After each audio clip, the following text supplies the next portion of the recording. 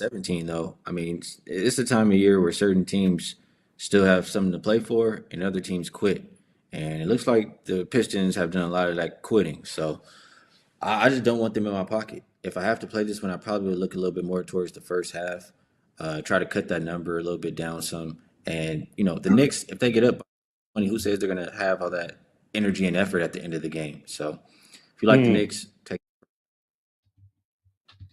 Yeah, I kind of like that. I'm with you there. I mean, RC, there are some pitfalls here in the NBA with some of these lines, man. I mean, they are out of control this time of year. I mean, what do we got? About 2 weeks left, about a dozen games left for some of these teams, and Skee nailed it, right? There are just some games and some teams you can understand the crazy line move, but there's got to be some, no way am I betting on these teams. I don't care what the numbers are. What are some of the teams you're avoiding at all costs here down the stretch? Detroit is certainly one of them.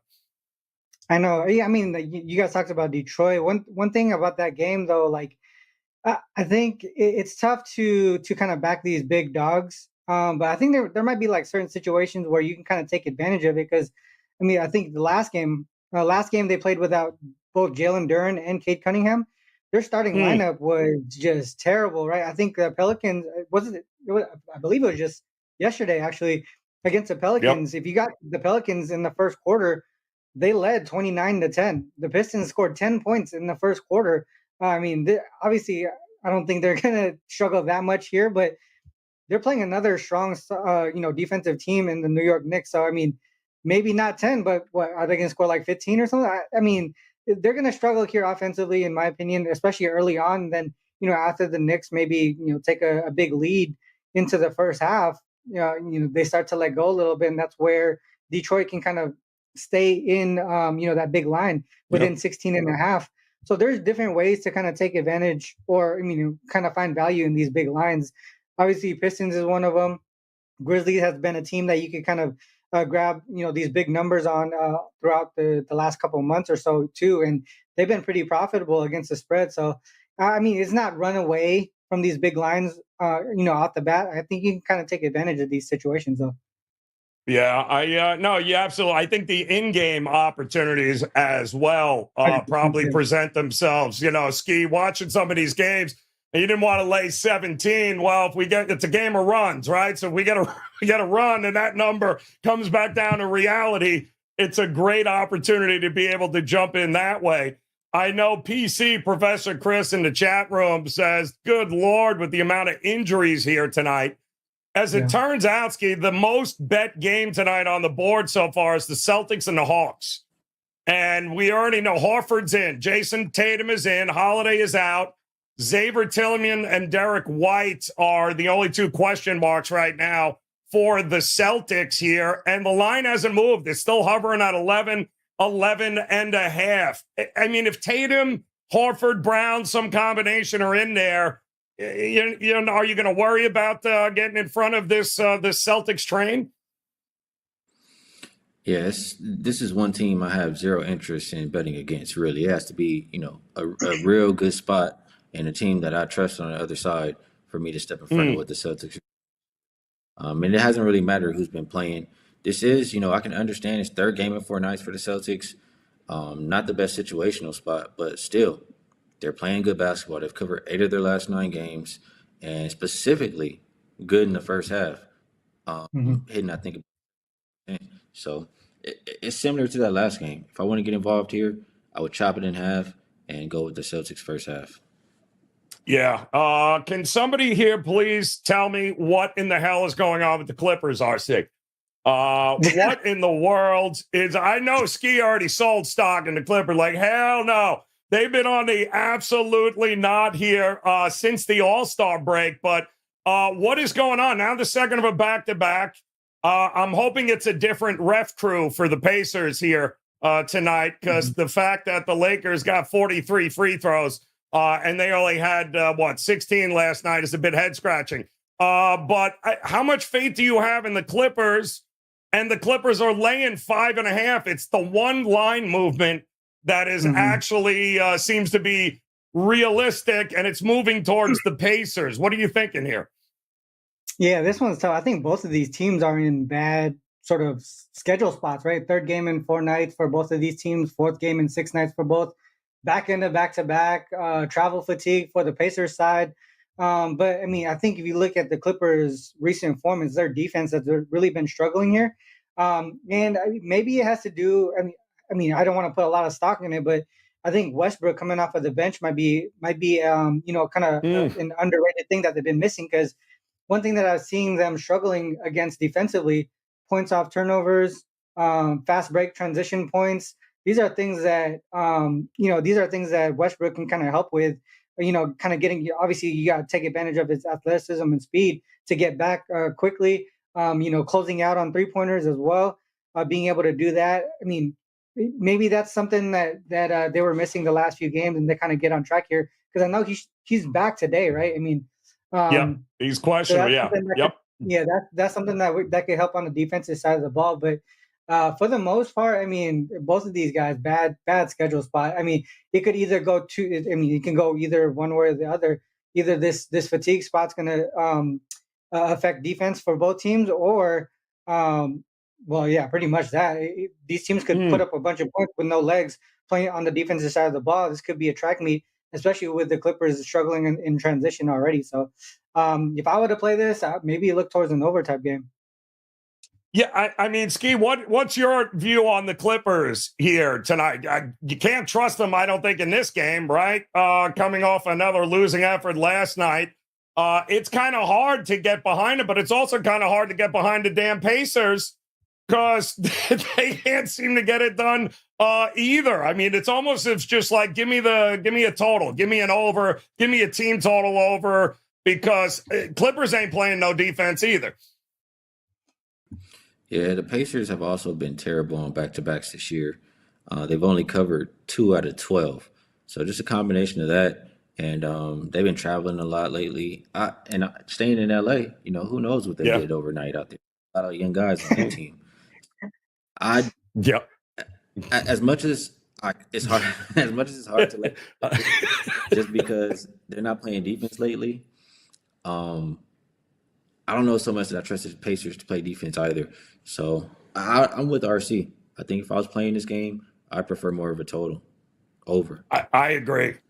I agree. Neither team can be trusted. I think they're only a half a game for that number 5 seed. I think there. I mean, if they're not careful here, Clippers could find themselves all of a sudden in a playing game, going, "What the hell happened? How did it go all wrong here tonight?" You mentioned it also, Skee, that you had absolutely no interest in getting front of the Boston Celtics trade. What about the Houston Rockets? What do we do with it? What do we make of this team right now? Are they an absolute bet on at this point here until you see something else? Because they have been red hot. Yeah, the spread is kind of large, but I can understand why it is. They have been playing really good basketball lately. I know they've won 8 straight, and they're challenging the Warriors for that last spot in the West.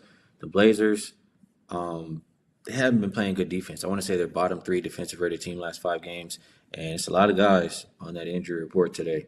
So if I know, which I do, that the Rockets are hungry, they're playing good basketball, going against a team who's not playing very good defense, I would go with the more motivated team who's been playing well lately. So Rockets are past for this better. Yeah, I mean, we're looking at the updated number right now, RC, with the Rockets. It was 12.5, and it looks like now it's up to 13.5. It opened up at 11.5. 221 is a total, 223.5. So the total's going up. The money is coming in towards the Rockets here against Portland. But, like Skee said here, how are you stepping in front of the Houston Rockets anytime soon? Yeah, it's tough. I think a lot of people, talked about Şengün being out of the lineup, but I think they won 6 straight games without him. Covered 5 of them as well. I feel like it's one of those things where, obviously, I think individually Şengün is a great player, but maybe the rest of the squad really prefers this quicker pace, up-tempo offense, and Şengün more of a post player, kind of a half court player that could kind of lead that type of offense. Doesn't fit in, and they're really just being able to play freely right now. On the Blazers side, I think Skee mentioned a lot of the injury pieces, and Anthony Simons being out. I think that was ruled out. He was ruled out today. They struggle offensively without him. I looked at some of the numbers. They average less than 105 points per game when Simons is not in the lineup.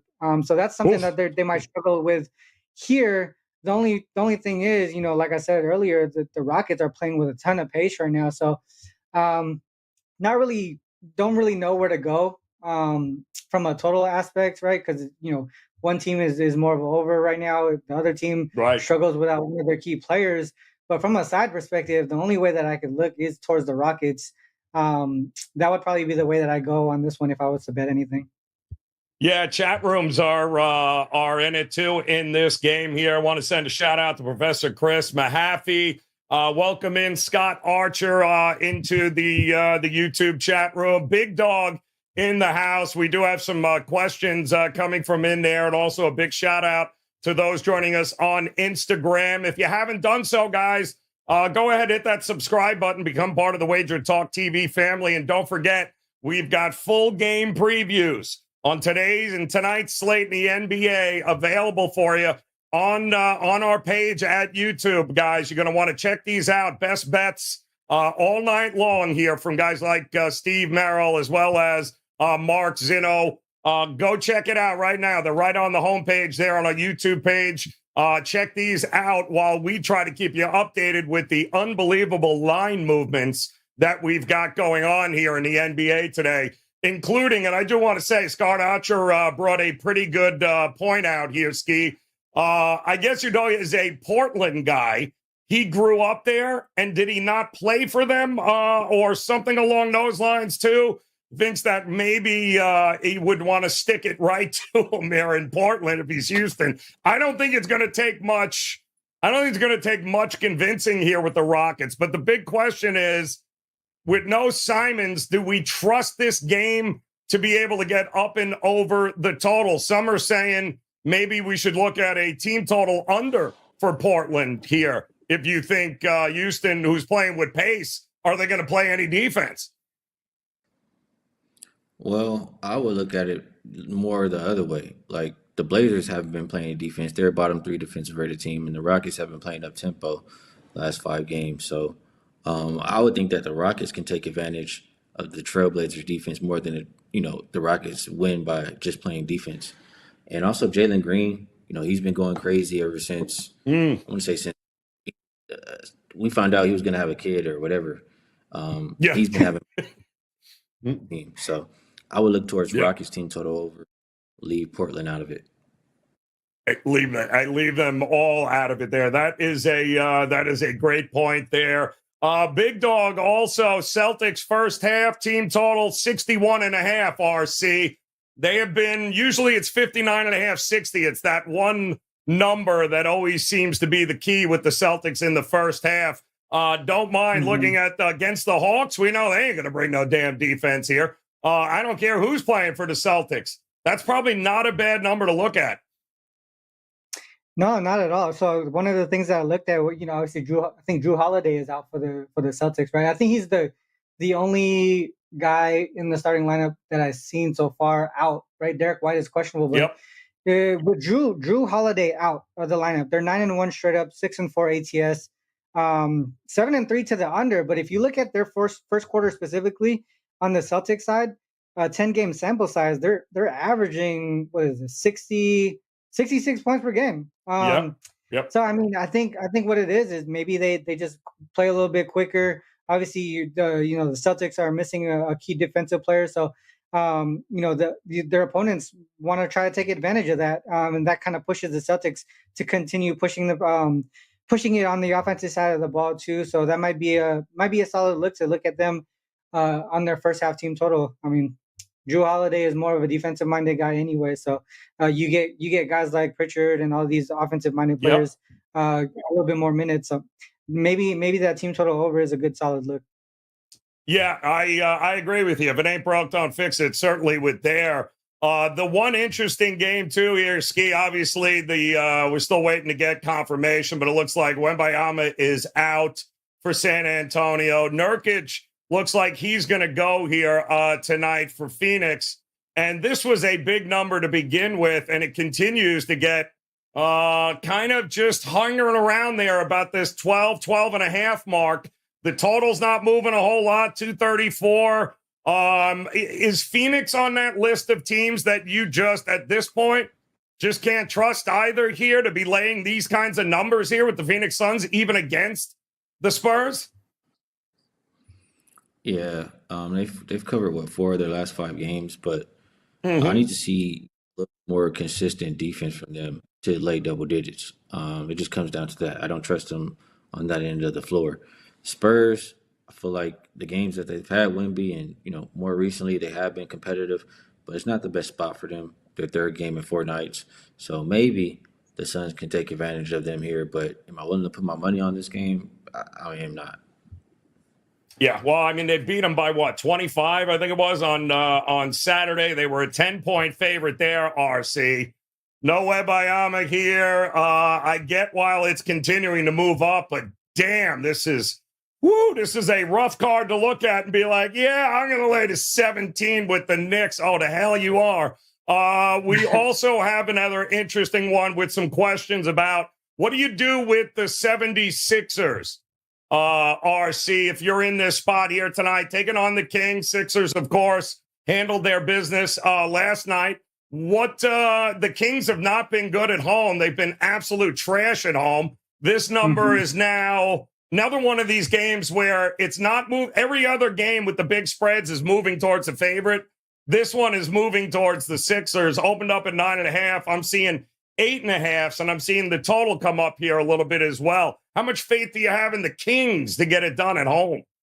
No, that's a tough spot there. Real quick before we talk about this Kings game a little bit too. The Spurs, we were talking about the Spurs, and the Spurs without Victor, they're actually an over team with Victor out of the lineup. I think they score more per game and they give up a ton more per game as well. Obviously, they're missing defense, the interior defense on without Victor, but they pace up. They play a quicker pace without him, and that's the reason why they score more points. 8-1 to the over without Victor. So if I was to bet that game, I would probably look towards the over. With this Kings team here, they're not a team that I could back as home favorites. I think this season, looking at it here, 11-19 ATS as home favorites. 19-11 to the over. This is not a great situation for them. They also got the Mavs on deck tomorrow. This is not a spot that I would look towards the Kings here. This is a pretty big number as well. I know the Sixers have been struggling, and we don't know if Kelly Oubre is going to be in the lineup either. But non-conference, pretty much in the corner of the country here for the Sixers, not a good travel spot. So this is, for me, a clear stay away. But if I was to lean one way, is definitely not backing the Kings. I would say that. Yeah. I mean, Skee, are you shocked it came out? This number was as big as it was here. And I mean, I get why, some of the Philadelphia money's coming in. Tobias Harris, pretty good game last night. Maxey was fantastic in the second half. Second of a back-to-back, but damn, 9 points at home with the Kings?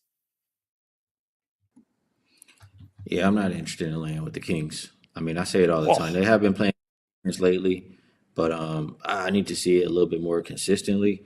And also, I mean, what are they? I think they haven't covered any game as this big of a favorite this year. I think so. Yep. We would like them. As far as the Sixers are concerned, it's tough for me to get involved with them too, but I'll lean the +9. I just think that the spot that RC pointed out, first the Mavs tomorrow, like the Kings need to win this game because they're tied with the Mavericks in the standings, but they don't need to win by double digits. Save some energy for tomorrow because that's a huge game. So because of that, I'll lean towards the Sixers. So interesting spot here tonight as well. Looks like we're getting some of the chat room talking about how'd you guys like that Cavs beatdown last night by the Miami Heat? I wasn't sure if you saw that game, Skee. I do have some replays here I can go over if you want to see. But the good news, I guess, for Cleveland is that none of their guys really played more than 18, 20 minutes.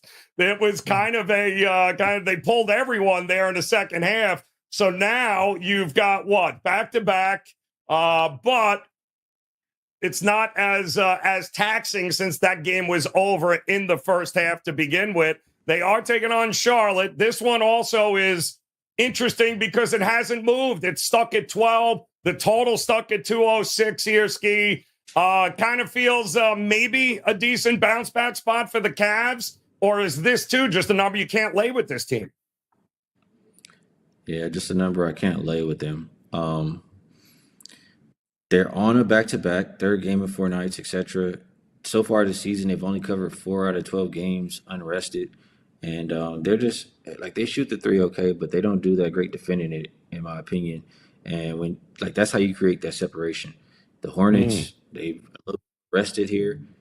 I don't love this Cavs team, the way they play enough, and to lay this kind of a number. And with the Hornets being more rested, I would only look towards that side. Oh, all right. Yeah, with the rest in there, RC, you in agreement? Mobley looks like he is a go. But other than that, it's the usual suspects. No Wade, no Mitchell, no Strus.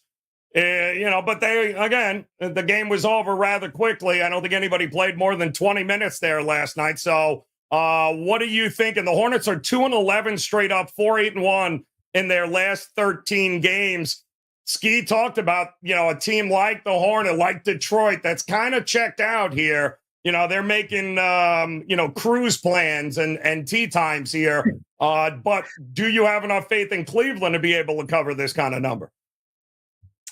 No, I mean, this is a big number for their current form. Like they scored 84 against Miami, 91 against Minnesota.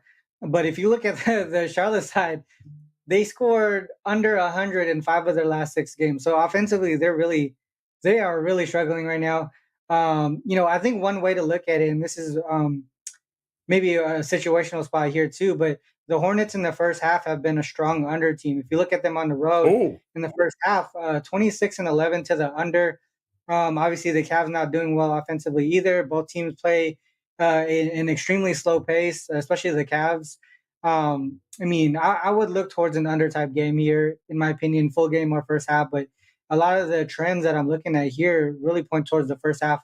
Mainly, these travel, fatigue spots could affect the offense there. Obviously, Cleveland's been dealing with a bunch of injuries too, so chemistry is not on their side as far as how they're playing on the court together right now. Yep. So, yeah, I would look towards an under type game, but I know this number is really short. 205.5 right now or something around there. So it's really short, but man, I can only look towards an under type game.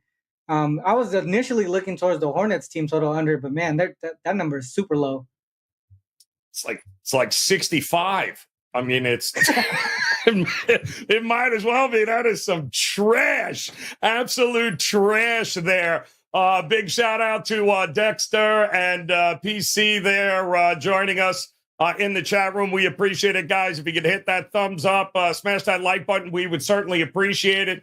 Big shout out to Instagram as well, hanging with us here on this Monday afternoon of the NBA afternoon update as we try and make heads or tails of double-digit favorites across the damn board here. One more game we'll get to here, Skee, and there is some questions about whether or not Dallas, in your opinion, is too much of a public favorite, but we did get some news from Utah. So it looks like Markkanen back, right? Jordan Clarkson back.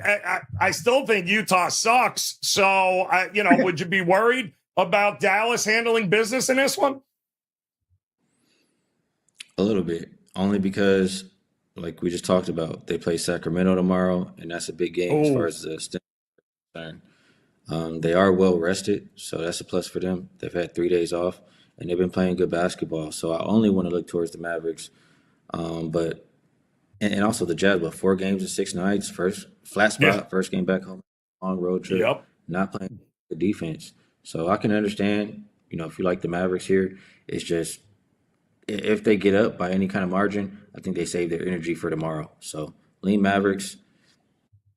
That's what I got for this. Interesting.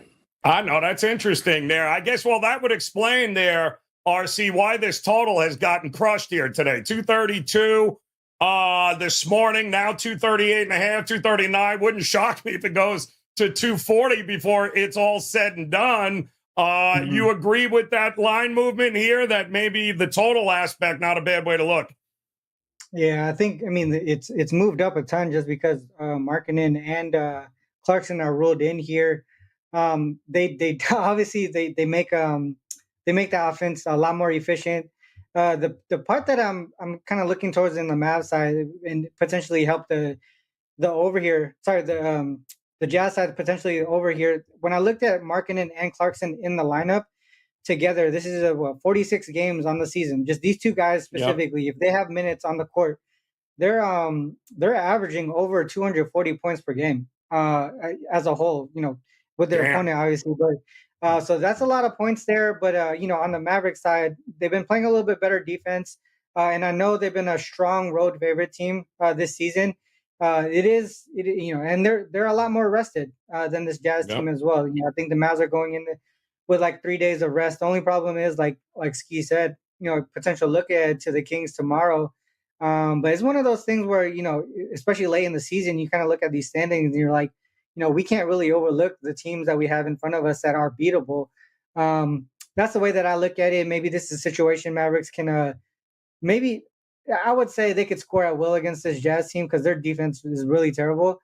Could be an overtime game, if Mavericks, can see themselves just outscoring them without having to play defense and kind of save some legs tomorrow. But that is a little bit worrisome as far as, that fourth quarter. If the Mavs has a huge lead going into it, are they going to let off the gas pedal? Is their second unit strong enough to kind of keep the Jazz at bay? So definitely a strong game here that, as far as points goes. It's funny as you're talking here, because now I'm seeing sevens popping up across the board. So here comes the Utah money. Good luck with that. I don't know how that's going. FB coach there in the chat room, Skee, says you just got to take Memphis Grizzlies tonight in the points, right? Right, Skee? 14.5 taking on Denver in Denver. Yeesh. That's another train you don't want to get in front of, isn't it? No. But tonight could be a good spot to do so. Ooh. I think the Nuggets, they play the Suns next. They play the Timberwolves right after that. Just two more important games than this one on the schedule. And the Grizzlies, they're well rested for this game. So they've been good as road dogs this year. They're coming off a win, playing good basketball. I only look at the game. Wow. Well, there you go, FB coach. Didn't see that one coming. RC, you in agreement? Maybe this is not a bad time to take over 2 touchdowns? Yeah, I mean, it makes a lot of sense. It might be a situation where they're not really focused. He mentioned a couple important games coming up, so definitely a look ahead spot here. Obviously, when the team's not motivated, you saw what happened against the Blazers, right? They ended up winning just by 3 points. Could be one of those games where they just do enough to win. And also, I know, obviously they're at home. They're one of the more dominant teams at home as far as winning, right? But, in these situations, especially going from road to home, they do tend to struggle to cover the number 6-9-1 against the spread when they go from road to home. So travel situation not in their favor there. Memphis, like I mentioned earlier, one of those teams that can kind of stick around and stay close and within the number, the big number, just because of who they have available. So I could definitely see Memphis staying within this big number here. Yeah, it's crazy on the questionable list on that game too. It's like Jokic, Murray. You go down the list. It's like any chance 1 or 2 of those guys don't play here, because that would be extremely interesting. Skee, you got 11 games on the board here tonight. What do you have locked and loaded, ready to roll up at your page at WagerTalk? Well, I have a 3-pack of games that I like quite a bit. They're all 3%. And if you look at my top plays, the last 145 3% plays or higher, I've cashed 71% of them, 3 out of 45. So plays I really like tonight, up and available at WagerTalk.com. Oh, you got to love it. RC, how about you, my man? Locked, loaded, ready to go on your page at WagerTalk? Yeah, I got 2 plays today. Had a rough weekend, but before that, we were on a very, very hot streak. Actually going to be the $2 Tuesday tomorrow, so going to have a strong play that I'm already looking at for tomorrow as well. So definitely check out the site grab all the long-term packages for myself and Skee, because we are those, we're the guys that as far as like NBA goes, we're really long-term, profitable bettors. You kind of look at this weekend where yesterday I did struggle a lot yesterday, but over the long period of the long haul of the season, both been super profitable up and above and on the positive side. So got to look long-term, and these long-term packages are the way to go.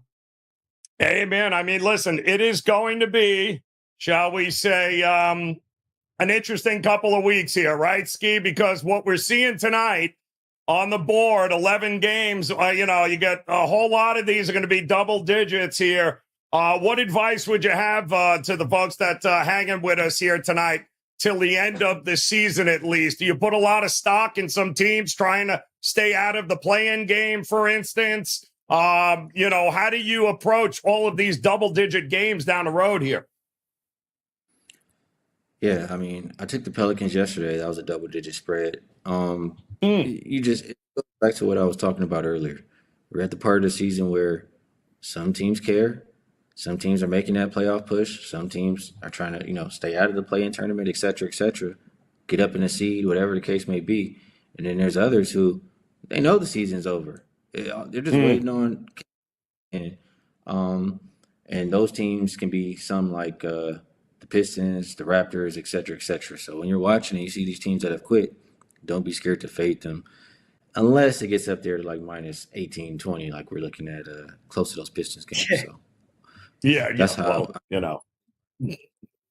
Yeah. Well, let me also, I think we got a couple of guys wanting to know about any thoughts on the total for the Bulls here, RC, as they are right now, I think, against the Wizards, 226.5. It was 225.5, so it's starting to push to the over. You feeling it with the Wizards against the Bulls up and over? Wizards against the Bulls. Looking at the Wizards' recent games, they've kind of stayed under, right? So they play against Toronto. I think that one was an under type game. Sacramento under type game. If you look at Chicago, I think one of the things about them is really their pace of play, right? They're one of the slower paced teams in the league. But if you look at the last 10 games, they've actually are towards the middle of the pack. But in general, after the All-Star break, everybody's been playing a lot slower. So even them being, in the middle of the pack as far as ranking in pace, they're still a lot slower than most of the league here. Both teams really struggling defensively as well. If I look at the last 10 games, I think what I see here, both in the bottom 6 defensive rating. So, I mean, I can see both of these teams giving up points, even though they are playing a little bit of a slower pace. The number right now that I see is 220. Was it 226? 220. Yep. Sorry. 226.5. Yep. 226.5. I think that's going to be tight. It's going to be tight. But I mean, it's one of those games where when you see something like that, slow pace, but they're struggling defensively, I tend to kind of push those away from a total perspective because you don't know which way it's going to go, right? Are they going to bounce back defensively but still play a slow pace? Or are they going to continue to struggle on the defensive side of the ball and give up more efficiently on the, for their opponents? So I tend to stay away from those types of games where things are not aligning together on the same side. So Jordan Poole is questionable. Kuzma's out. Caruso is still questionable for Chicago, and I believe Kobe White has just been turned active, so he's in there for the Bulls. But, man, that would have to be a lot of points by the Wizards without Kuzma in there, and if Poole doesn't go, what are we going to get here, RC? Well, I just what you just mentioned, right? I looked up right away. Wizards without Kyle Kuzma, 4-0 to the over. So they're giving up a ton of points. Yeah. They're giving up a ton of points. So if I'm looking at this here, 4 games without Kyle Kuzma, they gave up 140 to the Suns. They gave up 133 to the Pelicans, 130 to the Celtics, 137 to the Rockets. That's an average of 135 points to their opponents. So that's crazy. Maybe you look to their opponent's team total over. Maybe that's the way to go there. Wow, Skee, did you realize that? No Kuzma, that's great. Give me an over for Washington. I didn't realize he was such a defensive stalwart there that without Kuzma, they couldn't stop anybody. But you got to have the faith that you're going to get enough here from the Bulls here tonight. And that big shot Poole is in now. So Poole is available, and Poole is going for Washington. So maybe not a bad over mark. And by the way, the market is crashing in. Looks like from 11.5, 10s are starting to pop up right now with the Boston Celtics against Atlanta. So it looks like Derek White and Xavier Tillman have been ruled out. Horford and Tatum are in. Skee still doesn't change your mind about getting in front of the Celtics, does it?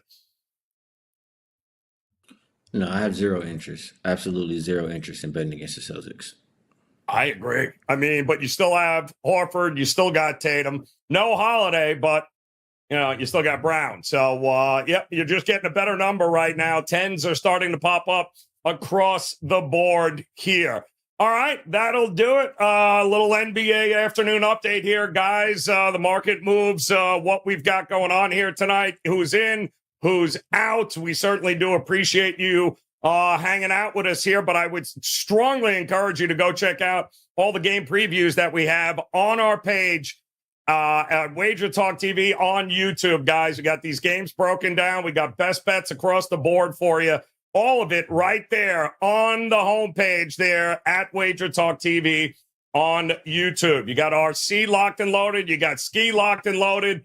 We certainly appreciate you guys hanging out. Hope you'll come back and join us again tomorrow. In the meantime, hit that subscribe button, hit the like button for us. We'd certainly appreciate it. And more importantly, let's cash some damn tickets here tonight, guys. We appreciate it. Make sure you hit that like button on the way out and come back and join us again tomorrow. Good luck.